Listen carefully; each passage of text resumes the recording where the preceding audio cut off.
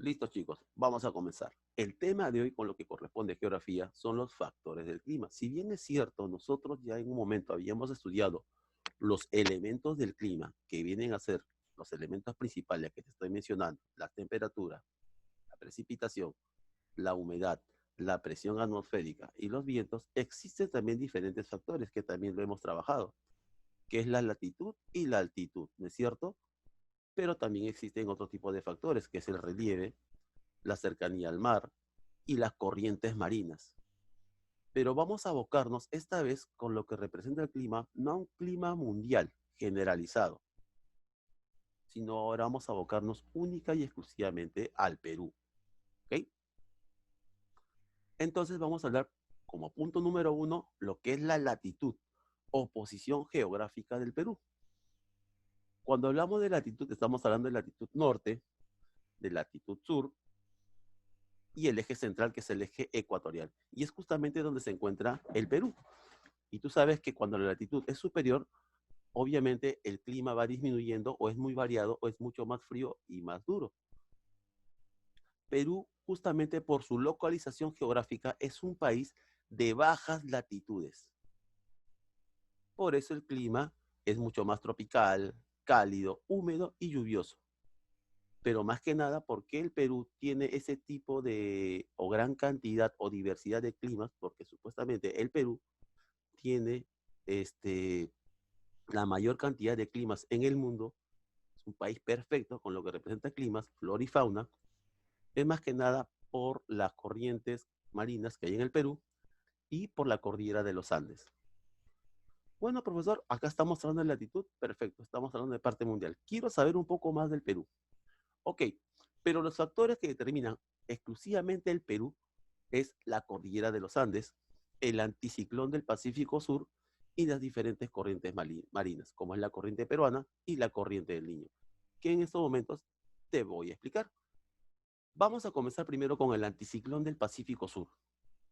¿Qué es lo que hace el anticiclón del Pacífico Sur?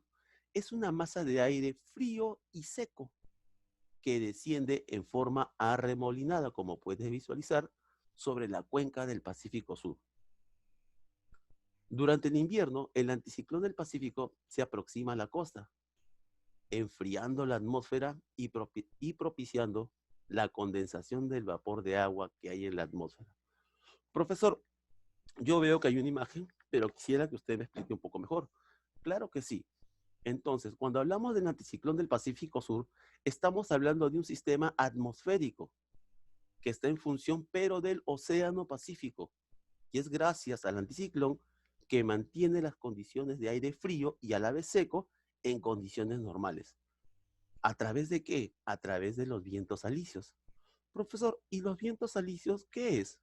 Los vientos alisios son aquellos vientos que parten o que forman parte alrededor de la Tierra en un eje horizontal en las regiones subtropicales, en este caso en la parte central del mundo, y es donde se encuentra justamente el Perú.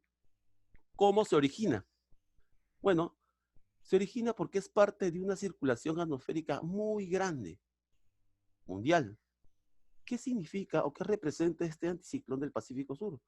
Significa que los vientos se canalizan más fuerte de lo normal, pero sobre el litoral peruano, gracias justamente a nuestra cordillera. ¿De qué manera nos afecta o de qué manera nos ayuda? Justamente el anticiclón del Pacífico Sur tiene mucho que ver con la pesca en el Perú, la agricultura y además las actividades aerocomerciales. ¿Ok, chicos? Además te menciono algo más. Cuando hablamos de los vientos alisios, estamos hablando que justamente por los vientos alisios traen la corriente fría, pero de Humboldt, o cambian la corriente fría del mundo, de Humboldt, perdón, y con ello los nutrientes esenciales traen. Pero estas aguas, ¿de dónde son traídas? Son traídas desde la Antártida. Obviamente, este anticiclón del Pacífico Sur juega un rol importante, fundamental, en el clima de nuestro país y en gran razón al anticiclón del Pacífico Sur es que nuestro clima en el Perú es tropical. Vamos ahora a hablar acerca de la cordillera de los Andes. ¿De qué manera influye en el clima? Profesor, tengo una ligera sospecha, pero explíqueme. Claro que sí.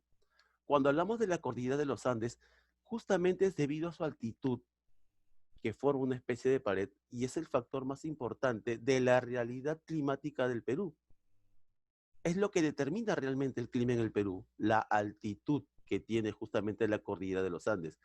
Y ha determinado justamente los diferentes pisos altitudinales con el clima, la flora y la fauna. Por eso que es variado en diferentes altitudes de la cordillera de los Andes. Como puedes ver, esta parte de la cordillera de los Andes ha dividido en dos flancos al Perú. Uno que es el flanco oriental, que es el este, en la parte de la selva, y por lo tanto es húmedo y lluvioso. Esa es la zona de la selva, ya la conocemos. Y el flanco occidental, que es la parte de la costa, que es más árido y desértico. Y en la zona central, que hablamos de los pisos de la sierra, los climas van variando según la altura que representa la cordillera de los Andes. Como puedes visualizar acá, en la costa, la masa de aire es seca, es subtropical, pero el clima sigue siendo subtropical, como te estaba mencionando. Sin embargo, acá existe más diversidad climática en la zona de la selva, ya que el aire es más húmedo. ¿Producto de qué? Producto de la cordillera de los Andes. Y cuando hablamos nosotros de la cordillera de los Andes, con esos pisos altitudinales, estamos hablando a mayor altitud, el aire mismo es mucho más frío y el oxígeno disminuye, ¿no es cierto? Mar, costa, los Andes y la selva. Vamos ahora a hablar acerca de la corriente peruana. Cuando hablamos nosotros de la corriente peruana, es también llamada la corriente de Humboldt, chicos. Iniciar un poquito más. Es también llamada la corriente de Humboldt. Esta corriente de aguas frías, debido al fenómeno de afloramiento, ¿qué es un fenómeno de afloramiento, profesor?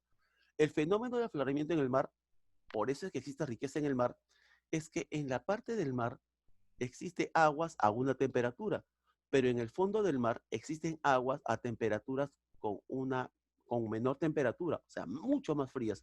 Por lo tanto, este fenómeno de afloramiento, ¿qué significa? Que las aguas que tienen más temperatura en la parte superior desciendan y las aguas con mayor o menor temperatura, más frías, suban en un ciclo circular, y es por eso que esta corriente peruana hace que nosotros tengamos una diversidad de pesca, una diversidad de animales marinos, crustáceos, etcétera, para poder identificar y para poder tener mejor vida y flora y fauna animal en lo que respecta a la parte acuática. Profesor, pero explíqueme un poquito mejor cómo representa todo esto con el clima. Justamente esta corriente peruana determina un clima árido y desértico, con ausencia de lluvias regulares, principalmente en los meses de invierno. ¿Ok? Además, se produce justamente a la corriente peruana el fenómeno de inversión térmica. Profe, ¿qué es inversión térmica? Bueno, eso te menciono que ocurre principalmente en épocas de invierno. ¿Qué es lo que pasa con la inversión térmica? Con la inversión térmica significa que cuando la temperatura del aire disminuye, lo normal, es en los pisos altitudinales, ¿no es cierto? Conforme la temperatura del aire disminuye, conforme subimos. Si subimos a mayor altura, obviamente la temperatura del aire va bajando, pero en este caso no. Más bien va subiendo la temperatura del aire, justamente a la corriente peruana. ¿Y cómo lo podemos sentir, profesor? ¿En qué momento ocurre justamente este tipo de inversión térmica? Principalmente en las noches despejadas de invierno.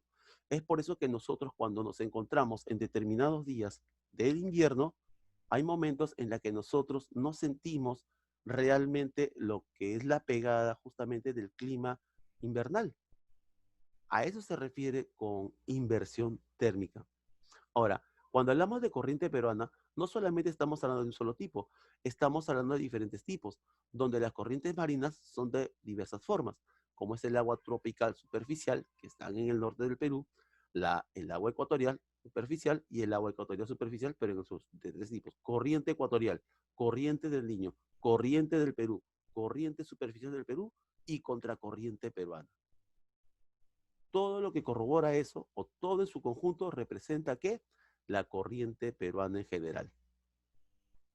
Vamos a hablar ahora acerca de la corriente, pero del Niño. A ver, profesor, explíqueme. La corriente del Niño va a nacer en el Golfo de Guayaquil, Ecuador. Si bien es cierto, todas las aguas van desde el sur al norte, en este caso con la corriente del Niño del Ecuador, es al revés, es contrapuesto, va más bien de norte a sur, ¿ves? Y estas aguas son cálidas, por lo que elevan la temperatura ambiental de los departamentos de Tumbes y Piura. Las lluvias, cuando ocurre o cuando estamos en la corriente del Niño, son regulares en los meses de verano, originando diferentes clases de nubes. Esta corriente a veces llega hasta Ica. Cuando hay alteraciones atmosféricas, a esto se le denomina fenómeno del Niño. Profesor, he escuchado mucho del fenómeno del Niño, pero de repente no lo conozco muy bien. Explíqueme un poco mejor. Te explico. Cuando hablamos de fenómeno del Niño, es el calentamiento anormal de las aguas del Pacífico. Como bien sabes, no solamente se reúnen o colapsan tanto el agua caliente o el agua de mayor temperatura en el norte de Guayaquil con las aguas frías de la corriente del sur. Este nombre de la corriente del Niño fue dada, escuchen, por pescadores peruanos. ¿Y saben por qué? Porque la corriente del Niño aparecía justamente en épocas navideñas, entre 10 y 20 de diciembre. Profesor, ¿y esta corriente o este fenómeno del Niño, perdón, ocurre todos los años? No, ocurre en un lapso de 2 a 7 años. No es siempre que ocurra eso. Pero ¿qué ocurre o qué es lo que pasa generalmente cuando estamos dentro del fenómeno del Niño? Hay mucho calor, nubosidad, lluvias torrenciales, alarma en la población, se produce huaicos, pérdida de campos de cultivo, interrupción de caminos carreteros y destrucción de viviendas, pero principalmente en la región en la región Yunga.